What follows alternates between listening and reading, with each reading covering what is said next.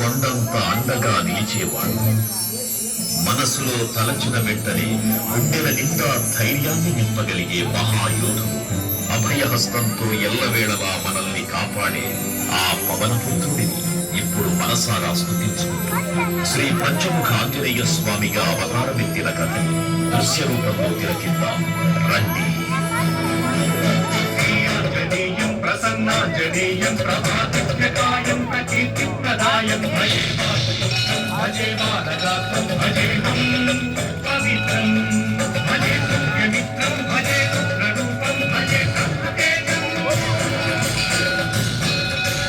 అది రామాయణ మహాయుద్ధం భీకరంగా సాగుతున్న తరుణం.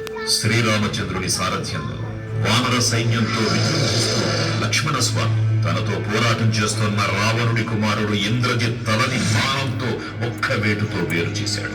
ఇంద్రజిత్ మరణవార్త విన్న రావణుడు ఆవేశంతో ఊగిపోయాడు. ప్రతీకారం కోసం పాతాళ లోకాధిపతి తన సోదరుడు అయినటువంటి మహిరావణుడి సహకారం కోరాడు.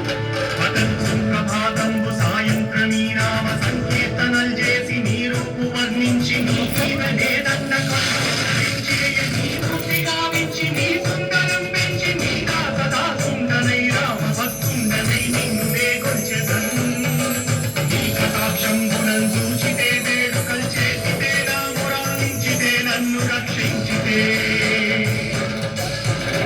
తంత్ర విద్యలో ఆరితేరిన మహిరావణుడి దాడి గురించి విభీషణుడి ద్వారా ముందుగా తెలుసుకున్న హనుమంతుల వారు తన ప్రభువుల విశ్రాంతి మందిరానికి కాపలా ఉన్నది.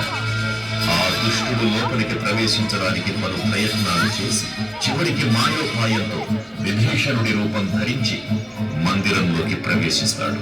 నిద్రిస్తున్న రామలక్ష్మణులను అపహరించి పాతాళ లోకానికి తీసుకుపోతాడు.